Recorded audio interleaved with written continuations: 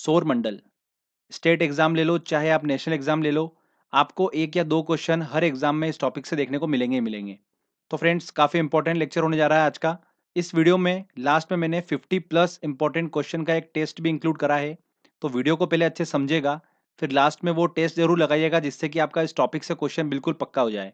तो चलिए फ्रेंड्स, हम वीडियो को स्टार्ट करते हैं। तो फ्रेंड्स, सबसे पहले हम बात करते हैं सौरमंडल क्या होता है।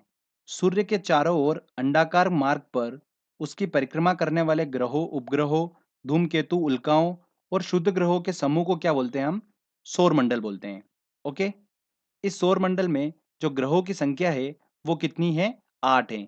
2006 से पहले जो ग्रहों की संख्या थी वो कितनी थी? 9 थी। प्लूटो को 2006 के बाद बोने ग्रह की कैटेगरी में डाल दिया गया। तब से ग्रहों की संख्या कितनी हो गई? 8 हो गई है।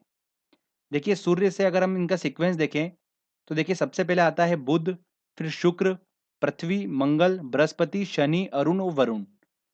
तो देखिए फ्रेंड्स, इसको याद करने की कोई भी ट्रिक की जरूरत नहीं है।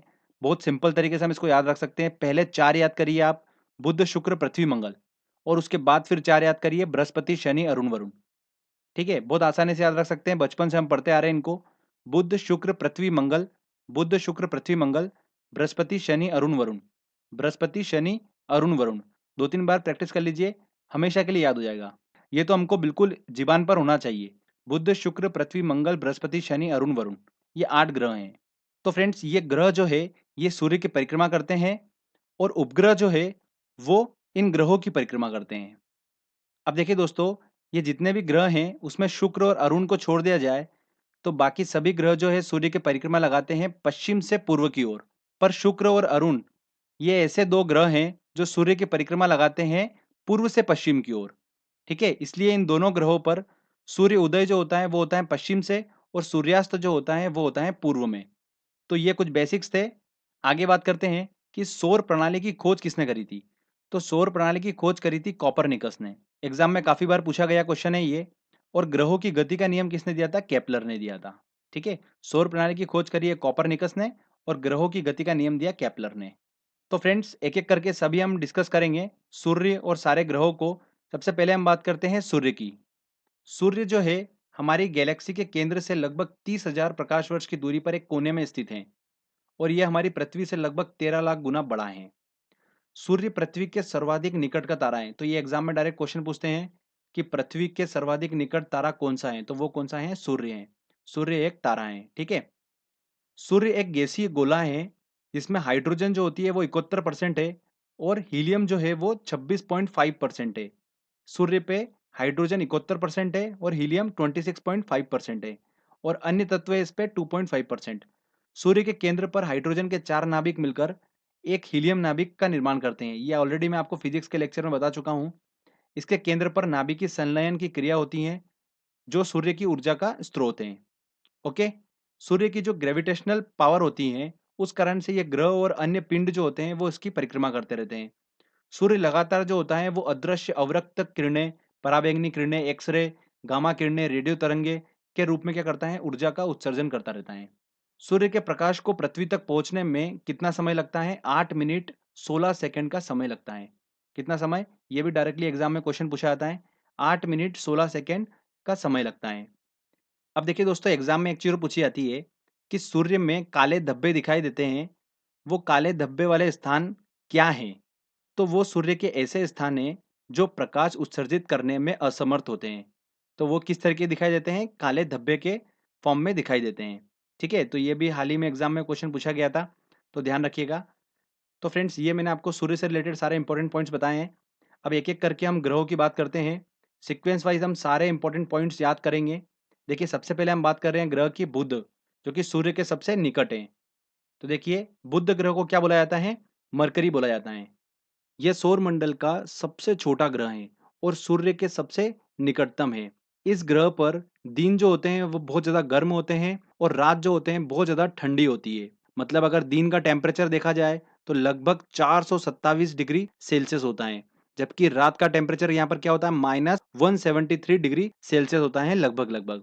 आगे बात करते हैं, बुध सूर्य की परिक्रमा जो होता है वो सबसे कम, मतलब बोला जाए तो सबसे जल्दी से परिक्रमा कर लेता है।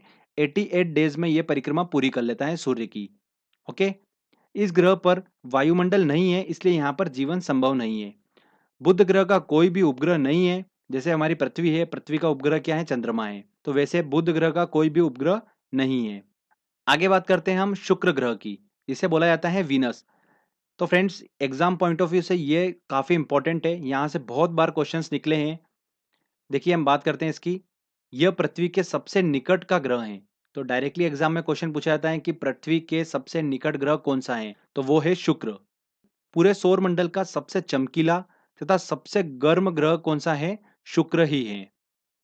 शुक्र ग्रह अन्य ग्रहों के विपरीत सूर्य की परिक्रमा कैसे लगाता है? पूर्व से पश्चिम की ओर लगाता है। बाकी सारे ग्रह जो हैं वो परिक्रमा लगाते हैं सूर्य की पश्चिम से पूर्व की ओर। अरुण और शुक्र, ये दो ऐसे ग्रह हैं जो सूर्य की परिक्रमा लगाते हैं पूर्व से पश्चिम की ओर। इसलिए इनका सूर्योदय जो होता है वो पश्चिम की तरफ होता है और सूर्यास्त जो होता है वो पूर्व में होता है। इस कारण से इस ग्रह को क्या बोला जाता है? इवनिंग स्टार और मॉर्निंग स्टार भी बोला जाता है। तो ध्यान रखिएगा, ये वाला एग्जाम में क्वेश्चन पूछा गया था हाल ही में। इवनिंग स्टार और मॉर्निंग स्टार किसे बोला जाता है? शुक्र को बोला जाता है, वीनस को। आकार घनत्व जो होता है इसका पृथ्वी के समान होता है, इसलिए इसे कई नामों से जाना जाता है, जैसे कि अर्थ ट्विन, पृथ्वी का जुड़वा ग्रह, या अर्थ सिस्टर, पृथ्वी की बहन। इस नाम से इसे जाना जाता है। इस ग्रह का भी कोई उपग्रह नहीं है। ठीक है, तो बुध और शुक्र ये दो ऐसे ग्रह हैं जिनका कोई भी उपग्रह नहीं है। आगे बात करते हैं कि इस ग्रह के वायुमंडल में 95% जो होती है वो कार्बन डाइऑक्साइड है और 3.5% जो है वो क्या है? नाइट्रोजन है। तो ये जो मैंने आपको पॉइंट्स बताए हैं शुक्र से रिलेटेड, वीनस से रिलेटेड, ये काफी इंपॉर्टेंट है। इनमें देखिए, इवनिंग स्टार और मॉर्निंग स्टार किसको बोलते हैं? वीनस को बोलते हैं। अर्थ ट्विन और अर्थ सिस्टर भी शुक्र को ही बोला जाता है। अब बात करते हैं हम पृथ्वी की, अर्थ की। यह सौरमंडल का एकमात्र ग्रह है जिस पर जीवन है। पृथ्वी के विषुवत व्यास मतलब भूमध्य व्यास और ध्रुवीय व्यास के बीच में लगभग कितना अंतर है? 43 किलोमीटर का अंतर है। तो देखिए, जो इसका विषुवत व्यास है मतलब भूमध्य व्यास है वो कितना है? 12,756 किलोमीटर है। जबकि इसका ध्रुवीय व्यास है वो कितना है? 12,714 किलोमीटर है।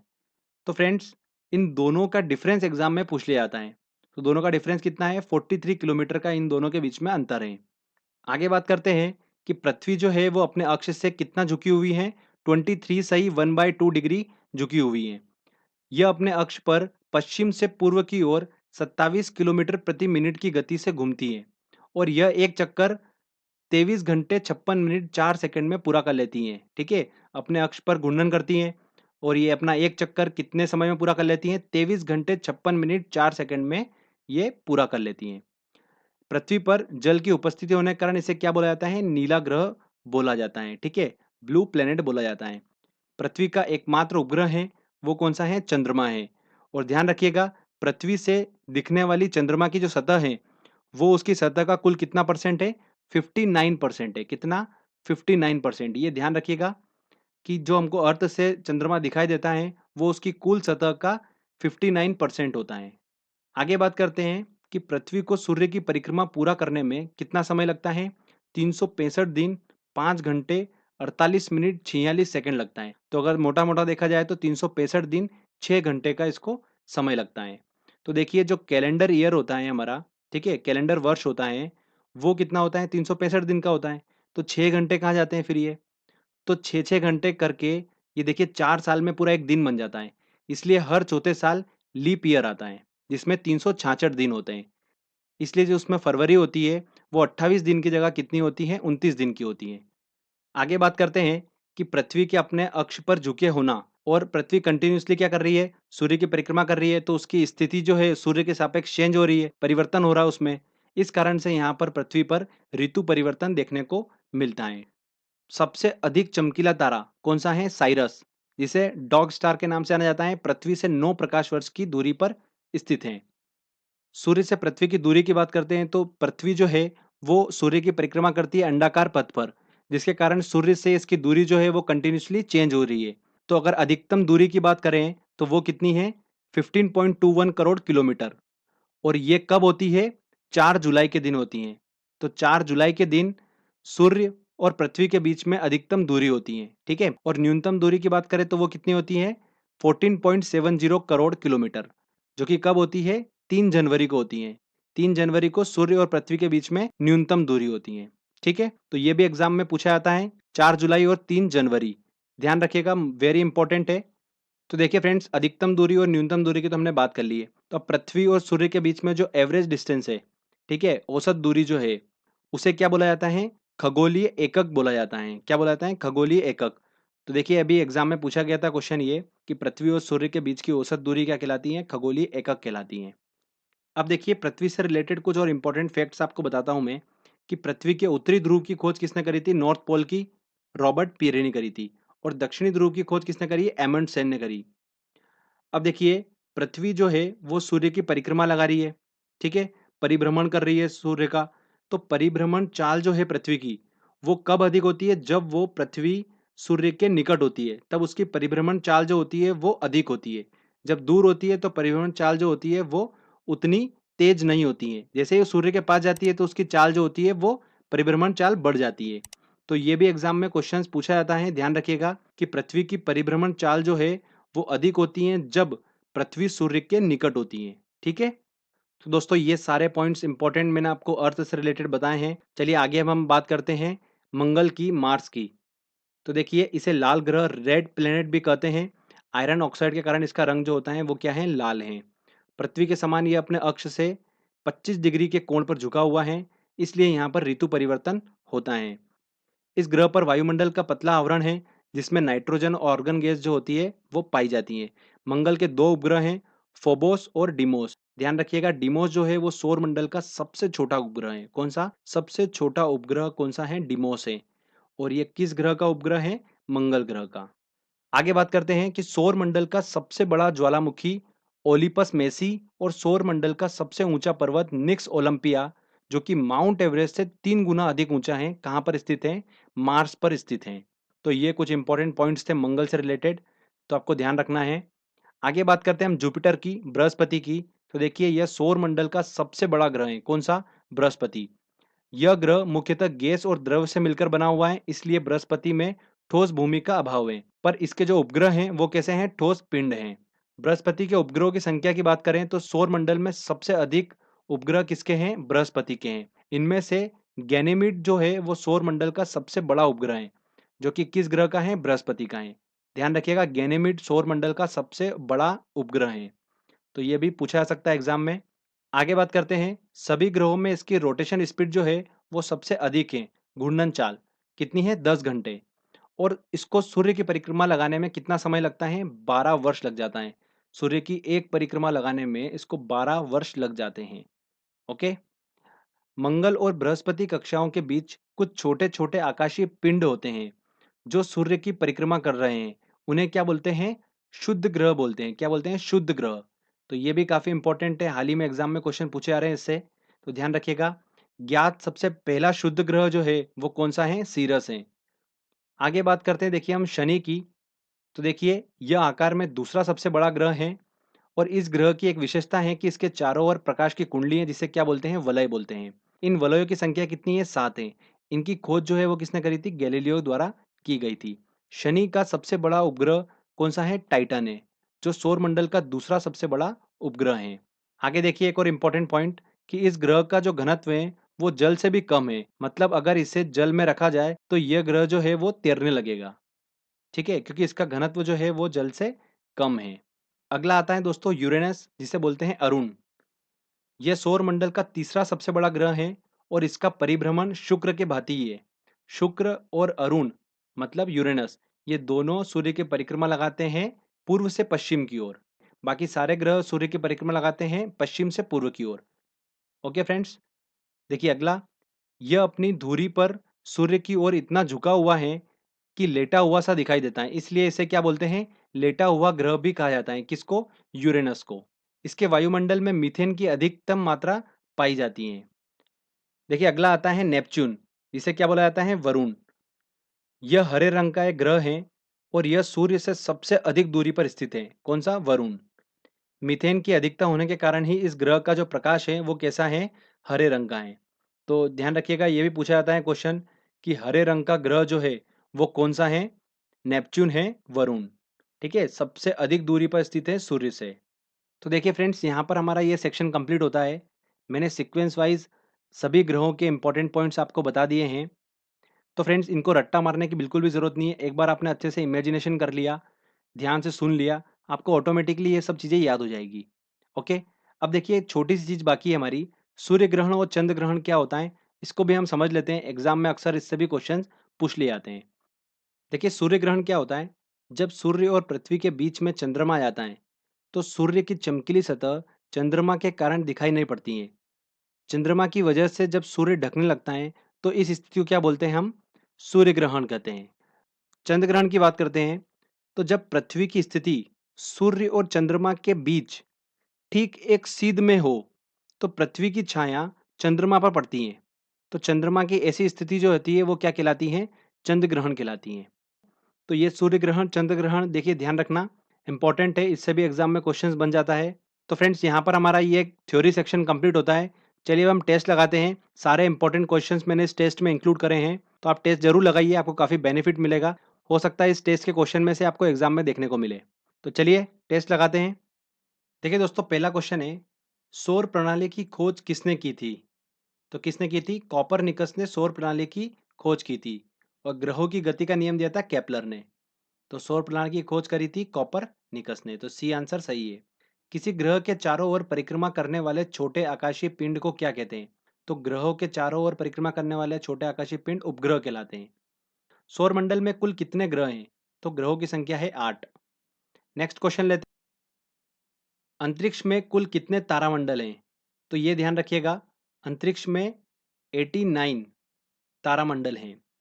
निम्नलिखित में से किनके बीच औसत दूरी को खगोलीय एकक कहा जाता है।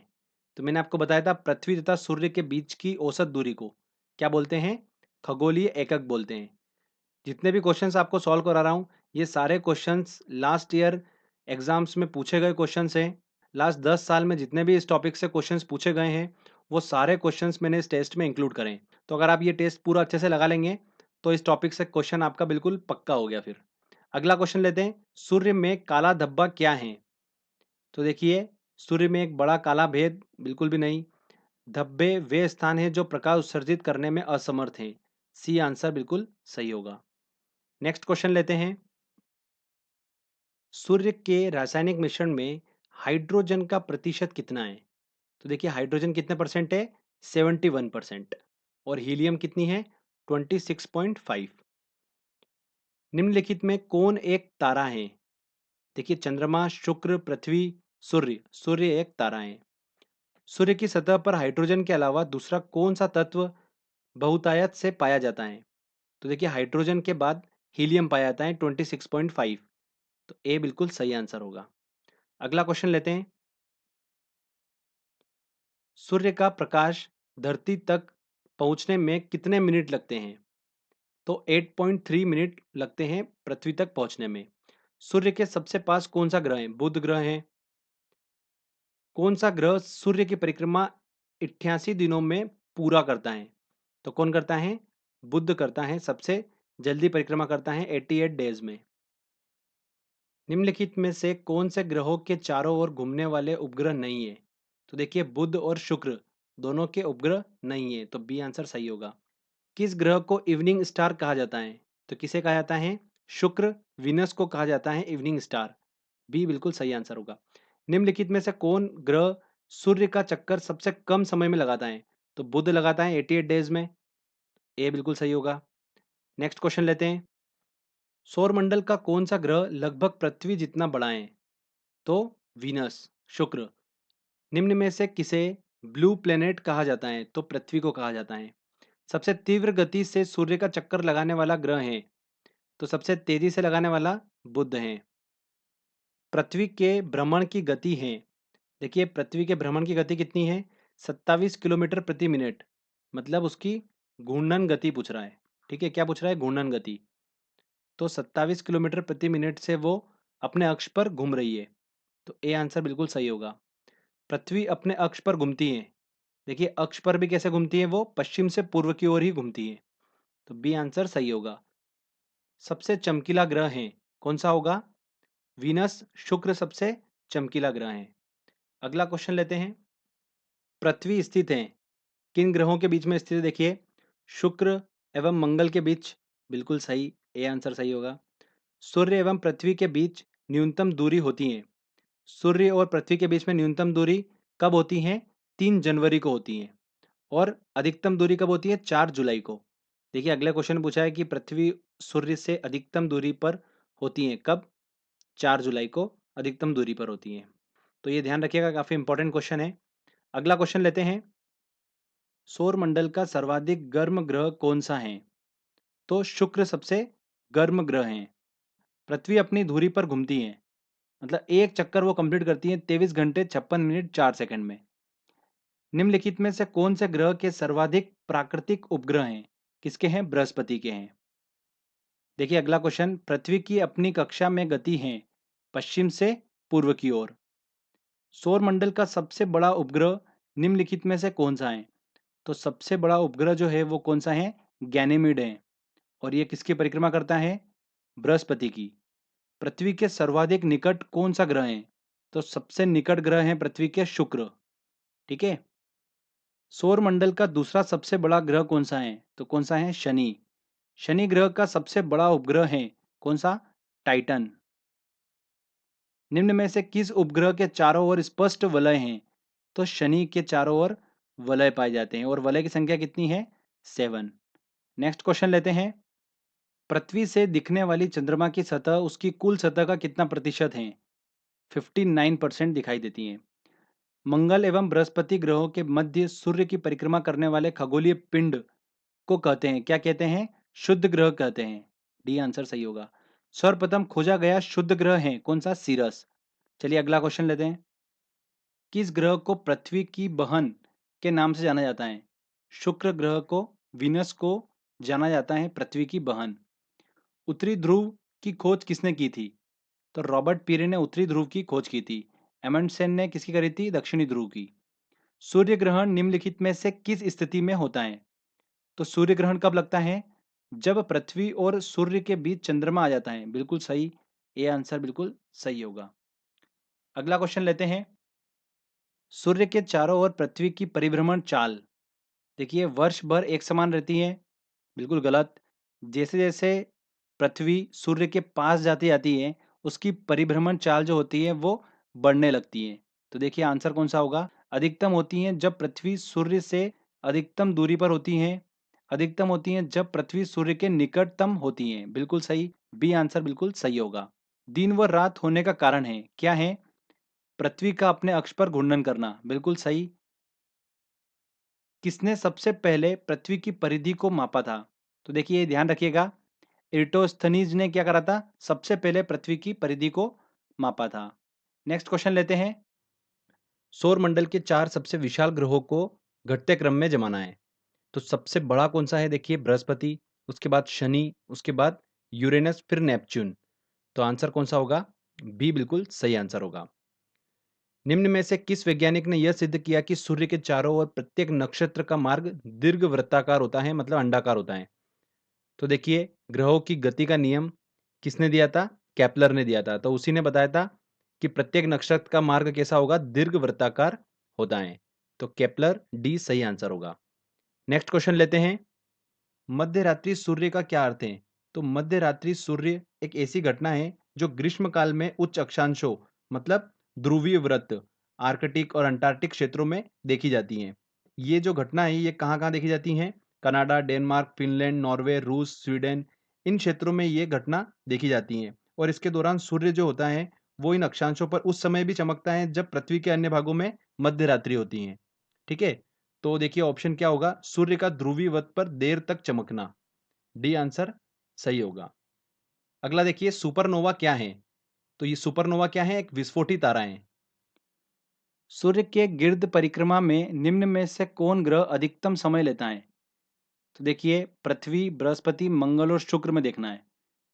तो सबसे पहले आता है, देखिए इनमें से देखें अपन तो शुक्र, फिर आती बारी पृथ्वी, फिर आता मंगल और फिर बृहस्पति। तो सबसे अधिक समय किसको लगेगा? बृहस्पति को लगेगा। बी आंसर सही होगा। शनि ग्रह है प्लूटो से ठंडा, नेपच्यून से ठंडा, नेपच्यून से गर्म। सी आंसर बिल्कुल सही होगा, नेपच्यून से गर्म होता है शनि ग्रह। आकाश का सबसे चमकदार तारा है सबसे चमकदार तारा कौन सा है? सीरियस, जो कि पृथ्वी से 9 प्रकाश वर्ष की दूरी पर है। अगला क्वेश्चन लेते हैं। देखिए, शुद्ध ग्रह जिन ग्रहों के बीच पाए जाते हैं वे हैं, तो मंगल और बृहस्पति के बीच में पाए जाते हैं शुद्ध ग्रह। तो आंसर क्या होगा? सी सही होगा। तो फ्रेंड्स, यहाँ पर हमारा ये टेस्ट का सेक्शन कंप्लीट होता है। 50 समथिंग क्वेश्चन हमने अच्छे से सॉल्व करे हैं और ये सारे क्वेश्चंस मोस्ट इंपॉर्टेंट है। दोस्तों, अगर आपको ये टेस्ट लगाना है तो इस टेस्ट की लिंक मैंने डिस्क्रिप्शन में दे रखी है, आप वहाँ से ये टेस्ट लगा सकते हैं। तो फ्रेंड्स, अगर आपको वीडियो अच्छा लगा है तो जल्दी से वीडियो को लाइक करिए, शेयर करिए और कमेंट करके बताइए वीडियो कैसा लगा।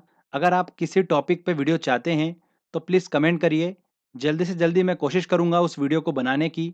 साथ ही साथ दोस्तों, अगर आपने चैनल को सब्सक्राइब नहीं करा है तो सब्सक्राइब भी कर लीजिए, क्योंकि इस तरीके के वीडियो जब भी मैं अपलोड करूंगा आपको उसका बेनिफिट मिलता रहेगा। तो फ्रेंड्स, मिलते हैं अगले वीडियो में। जय हिंद, जय भारत। में हम वायुमंडल के बारे में स्टडी करेंगे। जो एटमॉस्फेयर की जो लेयर्स होती है उनके बारे में हम अच्छे से स्टडी करेंगे। जनरली एग्जाम में इस टॉपिक से क्वेश्चंस देखने को मिल रहा है, तो आज का जो हमारा वीडियो है वो है वायुमंडल की जो लेयर्स होती हैं, जो परत होती हैं, उनके बारे में हम अच्छे से स्टडी करेंगे। फ्रेंड्स, मैं आपको ये वीडियो पूरा ग्राफिकली समझाऊंगा, जिससे कि आपको बिल्कुल आसानी होगी समझने में। कोई भी डिफिकल्टी नहीं होगी, आसानी से आप इसको समझ जाएंगे। चलिए दोस्तों, हम स्टार्ट करते हैं।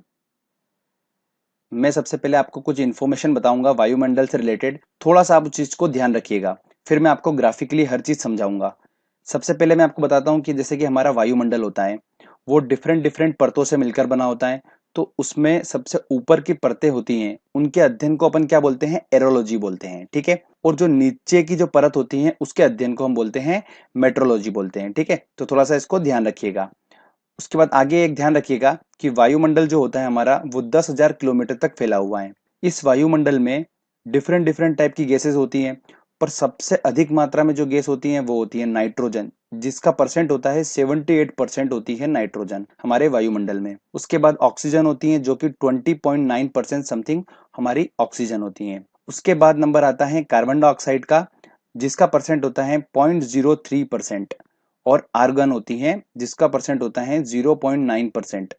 तो फ्रेंड्स, ये मोटी मोटी जो चार गैसें हैं ये हमारे वायुमंडल में पाई जाती हैं। इसके अलावा बहुत सारी गैसेज हैं वो भी वायुमंडल में, जिनका परसेंट बिल्कुल 0.0 करके है।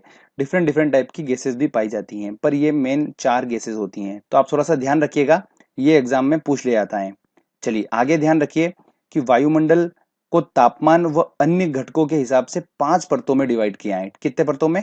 5 परतों में। सबसे पहले आता है शोभ मंडल, जिसको हम क्या बोलते हैं? ट्रोपोस्फेयर बोलते हैं। उसके बाद आता है समताप मंडल, जिसको हम बोलते हैं स्ट्रेटोस्फेयर बोलते हैं। फिर मध्य मंडल, आयन मंडल, उसके बाद आता है दोस्तों बहिर्मंडल। इस तरीके से इसको 5 परतों में डिवाइड किया गया है। अब मैं आपको एक एक करके सबको अच्छे से समझाऊंगा। बिल्कुल आप ग्राफिकली ध्यान से समझिएगा, आपको मजा आ जाएगा समझने में। चलिए स्टार्ट करते हैं हम। जैसे कि आपको दिख रहा है ये हमारी अर्थ है, ठीक है, और सन दिख रहा है। अर्थ से लेकर सन तक का जो हमारा है फ्रेंड्स, ये डिफरेंट डिफरेंट हम इसको परतों में डिवाइड करेंगे। देखिएगा आप, सबसे पहले मैं आपको बताता हूं कि हमारी जो अर्थ की सरफेस है वहां से लेकर 18 किलोमीटर तक जो हमारा एरिया आता है, ये आता है हमारा शोभ मंडल का एरिया। इसे क्या बोलते हैं? ट्रोपोस्फेयर बोलते हैं। ध्यान रखिए दोस्तों, शोभ मंडल को संवहन मंडल के नाम से भी जाना जाता है। किस नाम से? संवहन मंडल के नाम से, ठीक है। ये एग्जाम में पूछ लिया जाता है क्वेश्चन। तो 18 किलोमीटर तक का एरिया है ये। अब दोस्तों ध्यान से सुनिए, मैं आपको इंपॉर्टेंट पॉइंट्स बता रहा हूं इस परत के बारे में। सबसे पहले बात करते हैं हम कि इसमें क्या क्या एक्टिविटी होती है। तो वायुमंडल की घटनाएं होती हैं।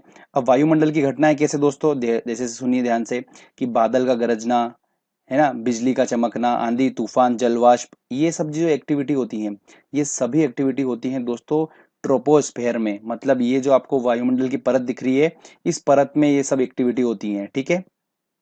सबसे ज्यादा डेंसिटी जो होती है, घनत्व जिसको बोला जाता है, वो होता है क्षोभ मंडल का। अब देखिए, जब भी हम पृथ्वी की सरफेस से नीचे से ऊपर की तरफ जाएंगे तो जो घनत्व होगा, जो डेंसिटी होगी, वो ऊपर जाते जाते धीरे धीरे कम हो जाएगी। मतलब सबसे ज्यादा कहां पर होगी? सबसे ज्यादा होगी क्षोभ मंडल में होगी, ठीक है दोस्तों। चलिए आगे हम बात करते हैं अब कि ग्रीन हाउस प्रभाव जो होता है वो इसी परत में मैक्सिमम देखा जाता है। तो ग्रीन हाउस प्रभाव क्या होता है? अब ये काफी डाउटफुल चीज है, तो मैं आपको थोड़ा सेपरेटली ले जाके इसको अच्छे से समझाता हूँ। चलिए, तो ध्यान से सुनिएगा दोस्तों ग्रीन हाउस प्रभाव क्या होता है? गैसें गैसें कौन कौन सी होती हैं? नाइट्रोजन जैसे कि कार्बन डाइऑक्साइड हुई, ऑक्सीजन, जलवाष्प, मीथेन, अलग अलग डिफरेंट टाइप की जो गैसेस होती हैं, ये वायुमंडल के चारों ओर अपना एक मोटा घेरा बना लेती हैं। जो वायुमंडल सरफेस होती है हमारी अर्थ के ऊपर वायुमंडल होता है, ये वायुमंडल में क्या करती हैं, ये जो गैसेस होती हैं ये एक मोटा घेरा बना लेती हैं और सूर्य के प्रकाश को बाहर नहीं जाने देती हैं। सूर्य का प्रकाश इंटर करा, उसको बाहर नहीं जाने देती हैं और इसकी वजह से क्या होता है, पृथ्वी पर तापमान बढ़ जाता है। इस तापमान का इन गैसों के द्वारा बढ़ना ही क्या कहलाता है, ग्रीन हाउस इफेक्ट कहलाता है। देखिए अब ग्राफ से देखिएगा, जैसे कि सन दिख रहा है आपको, ठीक है, यहाँ से रेज आई, अर्थ पे आई, ये हमारा एटमॉस्फेयर जो आपको बिल्कुल व्हाइट व्हाइट जो आपको दिख रहा है, ये एरिया अर्थ के ऊपर का ये हमारा एटमॉस्फेयर है, ठीक है। इस एटमॉस्फेयर के बाहर से क्या होता है, कुछ रे जैसे कि होती हैं, पराबैंगनी किरणें होती हैं। ये किरणें जो होती हैं ये एटमॉस्फेयर टकराकर पहले ही बाहर हो जाती हैं ओजोन लेयर की वजह से, वो मैं आपको आगे बताऊंगा। और जो कुछ लेयर होती हैं वो एटमॉस्फेयर में एंटर कर जाती हैं, और ये लेयर अगर एटमॉस्फेयर में एंटर कर रही हैं तो क्या करती हैं, ये गैसेस जो होती हैं अलग अलग टाइप की, ये एक मोटा घेरा बना लेती हैं और इन गैसेस को बाहर नहीं जाने देती हैं, जिसकी वजह से क्या होता है कि पृथ्वी पर टेम्परेचर जो होता है वो बढ़ जाता है। और ये टेम्परेचर बढ़ना बहुत जरूरी है। अगर ये ग्रीन हाउस इफेक्ट नहीं होगा, ये एक नेचुरल चीज है, अगर ये नहीं होगा तो पृथ्वी पर टेम्परेचर जो होगा वो 18 डिग्री माइनस का होगा, ठीक है, मतलब बहुत ज्यादा ठंड होगी। तो यहाँ पर जीवन बिल्कुल भी संभव नहीं होगा फिर। इसलिए ग्रीन हाउस इफेक्ट होना बहुत जरूरी है, ठीक है दोस्तों। इसकी वजह से ही आज जो एवरेज टेम्परेचर है वो 15 डिग्री सेल्सियस पे मेंटेन है। तो आपने कुछ बहुत बातें समझी। अब ध्यान से सुनिए, मैं आपको थोड़ा सा इसको और अच्छे से जूम करके बताता हूँ। देखिए ये सन है, सन की किरणें अंदर आई, पृथ्वी की सरफेस से रिफ्लेक्ट हो गई, परावर्तित होकर वापस ऊपर की तरफ गई, तो CO2, CH4, methane, carbon dioxide, N2O, इन सब गैसेस से टकराकर वो वापस कहां पर आ गई, पृथ्वी पर आ गई। और इसी वजह से क्या हुआ दोस्तों, टेम्परेचर बढ़ गया। इसी को हम बोलते हैं ग्रीन हाउस इफेक्ट। तो ये समझना बहुत जरूरी है, इससे क्वेश्चंस बनते हैं एग्जाम में। तो ध्यान रखिएगा, ग्रीन हाउस इफेक्ट की सबसे महत्वपूर्ण गैस कौन सी है दोस्तों, कार्बन डाइऑक्साइड है। कौन सी है, कार्बन डाइऑक्साइड, ठीक है दोस्तों। चलिए वापस हम वहीं चलते हैं और उसी को कंटिन्यू करते हैं हम। तो फ्रेंड्स आपने समझा ग्रीन हाउस इफेक्ट क्या होता है, ठीक है। तो इस ग्रीन हाउस इफेक्ट के कारण ही शोभ मंडल जो होता है वो सबसे ज्यादा गर्म होता है। दूसरी परत के कंपैरिजन में शोभ मंडल जो होता है, ट्रोपोस्फेयर जो होता है, ये सबसे ज्यादा गर्म होता है। एक बात और ध्यान रखिएगा कि ग्रीष्म ऋतु में, जब गर्मी का सीजन होता है, ग्रीष्म ऋतु में क्या होता है, इस शोभ मंडल जो ट्रोपोस्फेयर है इसकी जो ऊंचाई होती है वो थोड़ी सी परिवर्तित हो जाती है, ऊपर नीचे हो जाती है, ठीक है। तो बढ़ जाती हैं, ध्यान रखिएगा, ग्रीष्म ऋतु में शोभ मंडल की ऊंचाई बढ़ जाती है। ओके, तो ये मैंने आपको कुछ इंपॉर्टेंट पॉइंट्स बताए हैं, तो ध्यान रखिएगा। चलिए अब मैं आपको बताता हूं आगे। इसके बाद दोस्तों जो अपनी सरफेस है, अर्थ की सरफेस से 50 किलोमीटर तक का ऊपर का जो एरिया आता है, वो एरिया जो होता है वो बोलते हैं उसको हम समताप मंडल, मतलब स्ट्रेटोस्फेयर बोलते हैं। क्या बोलते हैं, स्ट्रेटोस्फेयर। ध्यान से समझिए, इसकी क्या क्या एक्टिविटी है मैं आपको बताता हूँ। सबसे पहले तो बात तो कि ताप लगभग समान होता है, ठीक है। धीरे धीरे ऊपर जाते हैं तो बिल्कुल माइनर बढ़ता है, मतलब एक प्रकार से लगभग समान होता है। उसके बाद इसमें मौसमी घटनाएं नहीं होती हैं। कौन कौन सी, जैसे कि मैंने आपको बताया था बादलों का गरजना, ठीक है, बिजली चमकना, उसके बाद बारिश होना, जल वाष्प, आंधी तूफान, ये कुछ भी नहीं होता है, शांत होता है। इसका शांत होने की वजह से ही जो 18 किलोमीटर तक तो क्षोभ मंडल आ गया था, उसके ऊपर का जो 10 किलोमीटर का जो एरिया आता है वहां पर दोस्तों चलते हैं एरोप्लेन वगैरह, जो चलते हैं ना हवाई जहाज वगैरह, वो इसी सरफेस में चलते हैं, इसी लेयर में चलते हैं, ठीक है। तो ध्यान रखिए दोस्तों, इस परत में ही देखने को मिलते हैं हमको एरोप्लेन वगैरह। अब आगे और ध्यान से सुनिए, इसी समताप मंडल का जो 10 किलोमीटर तक का जो एरिया छोड़कर ऊपर का जो एरिया होता है वो होता है दोस्तों हमारा ओजोन मंडल। ओजोन लेयर यहीं पर ही पाई जाती है समताप मंडल में। बहुत इंपॉर्टेंट क्वेश्चन है, यूपी पीएससी, एसएससी, इन सब में एग्जाम में क्वेश्चंस पूछे जाते हैं इससे। तो आप ध्यान से समझिए। अब ओजोन लेयर कहाँ पर पाई जाती है, समताप मंडल का ऊपर का जो हिस्सा होता है ये ओजोन मंडल होता है, और ओजोन लेयर यहीं पे पाई जाती है। ओजोन लेयर जो होती है ये क्या करती हैं, इसका काम ये होता है कि सूर्य से बहुत सारी किरण पृथ्वी तक आती हैं, बिल्कुल आती हैं, देखिए आपको दिख रहा होगा। तो इसमें सबसे खतरनाक जो होती हैं वो होती हैं पराबैंगनी किरण, अल्ट्रावायलेट जो रे होती हैं। पराबैंगनी किरण अगर पृथ्वी तक आती हैं तो उससे हमें कैंसर की जैसी खतरनाक बीमारी होती है। तो ऐसी पराबैंगनी किरणों को कौन रोकता है दोस्तों, ओजोन लेयर ही रोकती है। इसलिए ओजोन लेयर जो होना बहुत जरूरी है।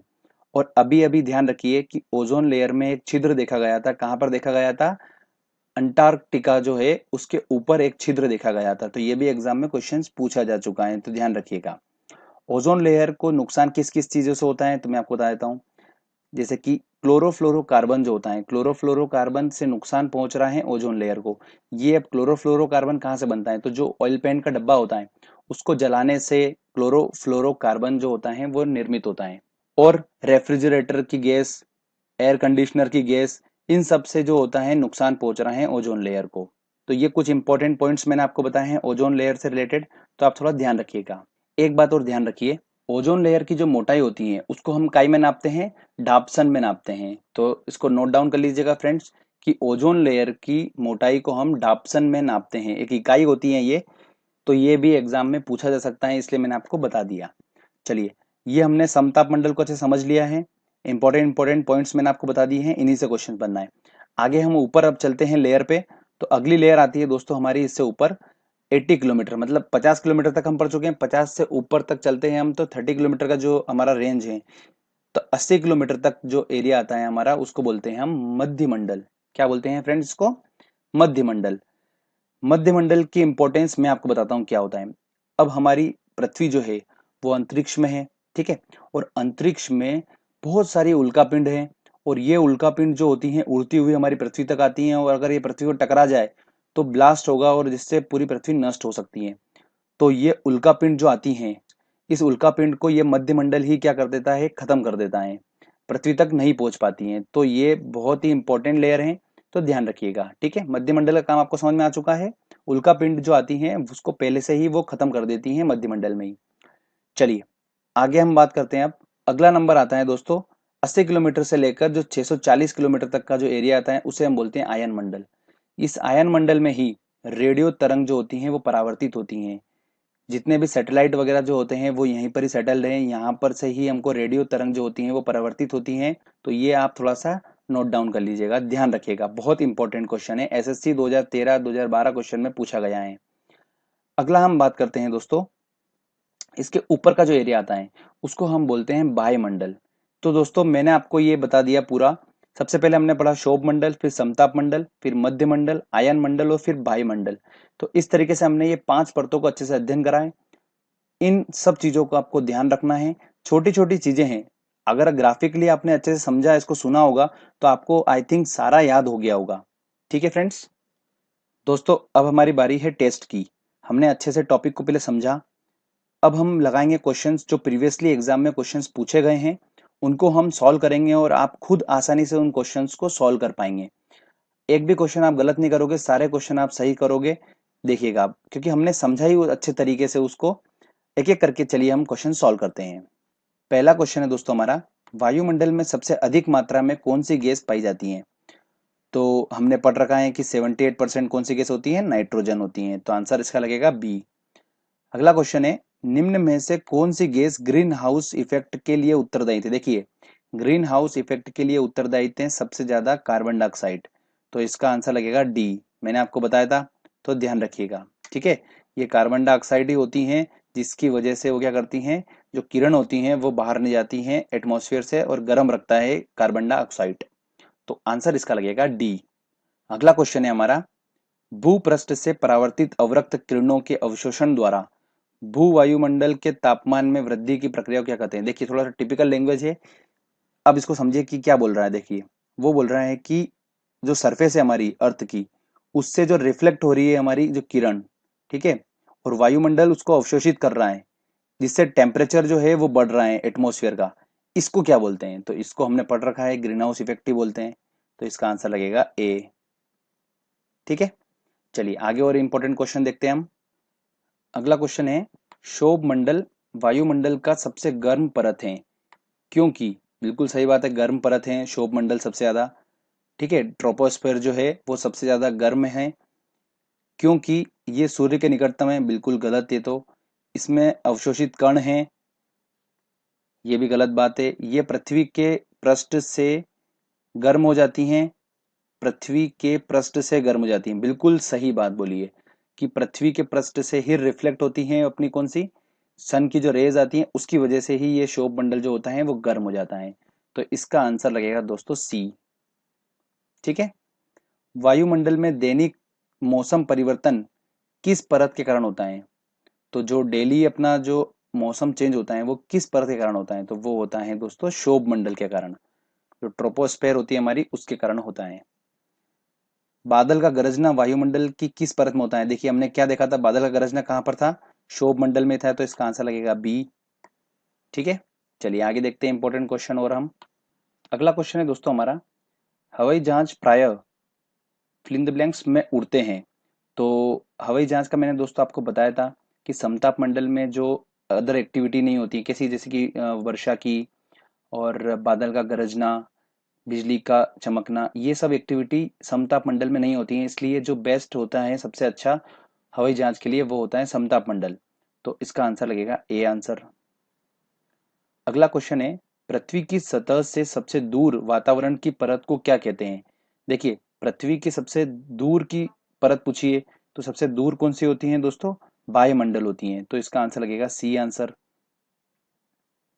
वायुमंडल में सबसे अधिक ओजोन कहाँ पे केंद्रित है? तो वायुमंडल में सबसे अधिक ओजोन कहाँ पर है? समताप मंडल में है।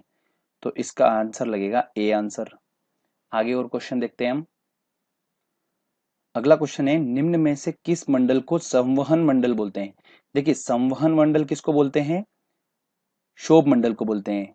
मैंने आपको बताया था स्पेशली, तो आंसर इसका लगेगा ए आंसर। किस ऋतु में शोभ मंडल की ऊंचाई में वृद्धि होती है? देखिए ग्रीष्म ऋतु में होती है। तो इसका आंसर लगेगा बी आंसर। संचार उपग्रह किस वायुमंडल की परत में स्थित होते हैं? तो आयन मंडल में स्थित होते हैं, वहीं से रेडियो तरंगे जो होती हैं वो परावर्तित होती हैं। तो इसका आंसर लगेगा डी आंसर। चलिए आगे और इंपॉर्टेंट क्वेश्चन देखते हैं हम। अगला क्वेश्चन है, शोभ मंडल में तापमान। शोभ मंडल में तापमान जो ट्रोपोस्फेयर है उसकी बात हो रही है, ऊंचाई के साथ घटता है, ऊंचाई के साथ बढ़ता है, अपरिवर्तित रहता है, या पहले घटता है फिर बढ़ता है? तो ट्रोपोस्फेयर में जब हम धीरे धीरे ऊपर की तरफ जाते हैं तो टेम्परेचर जो होता है वो घटता जाता है। तो ध्यान रखिएगा फ्रेंड्स, ये पॉइंट मैं आपको यहाँ पर बता रहा हूँ कि ट्रोपोस्फेयर जो होता है वहां पर जब हम नीचे से अर्थ की सरफेस से ऊपर की तरफ चलते हैं तो धीरे धीरे टेम्परेचर जो होता है उसमें टेम्परेचर में कमी आने लग जाती है। मतलब लगभग एक 162 मीटर के बाद 1 डिग्री सेल्सियस टेम्परेचर कम हो जाता है। तो ऊंचाई के साथ साथ जाने पर टेम्परेचर कम होगा और ऊंचाई पे जाने के साथ साथ भी डेंसिटी भी कम होगी। तो दोनों चीजें, ये दोनों चीज याद रखना, ठीक है। तो इसका आंसर लगेगा ए आंसर। ओजोन परत मुख्यतः पाई जाती है। ओजोन परत कहाँ पर पाई जाती है? तो मैंने आपको बताया था समताप मंडल में पाई जाती हैं। ये इंपॉर्टेंट क्वेश्चन है, बहुत पूछा जाता है क्वेश्चन ये। तो इसका आंसर लगेगा ए आंसर। वातावरण की कौन सी परत रेडियो तरंगों को परावर्तित करती है? तो रेडियो तरंगों को परावर्तित करती है, देखिए समताप मंडल बिल्कुल भी नहीं, शोभ मंडल ये तो सबसे पहली है तो हो ही नहीं सकता, मध्य मंडल बिल्कुल भी नहीं, मध्य मंडल उल्कापिंड को खत्म कर देती है, और आयन मंडल, बिल्कुल आयन मंडल में ही जो सैटेलाइट वगैरह जो सेटल होती हैं यही रेडियो तरंगों को परावर्तित करती हैं। तो इसका आंसर लगेगा डी आंसर। तो इस तरीके से दोस्तों हमने आसानी से ये टॉपिक को कवर कर लिया, समझ लिया। अगर इससे क्वेश्चन आएगा तो 100% मैं बोल सकता हूँ कि आप क्वेश्चन को आसानी से सॉल्व कर लेंगे, क्योंकि जितना भी इस टॉपिक से रिलेटेड क्वेश्चंस थे मैंने आपको सारे सॉल्व करवा दिए हैं और समझा दिया अच्छे से। प्रैक्टिस करिए इस टॉपिक की अच्छे से, जो मैंने आपको बताया है उस वीडियो को अच्छे से देखिए।